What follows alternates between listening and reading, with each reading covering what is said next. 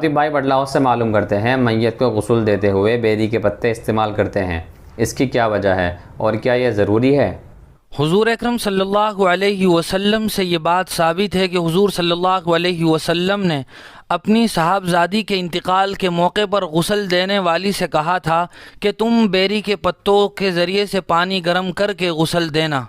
بیری کے پتوں کے ذریعے سے غسل اس لیے دیا جاتا ہے کہ اس کے ذریعے سے کھال انسان کی میت کی نرم ہو جاتی ہے، میت کا میل کچیل آسانی سے صاف ہو جاتا ہے،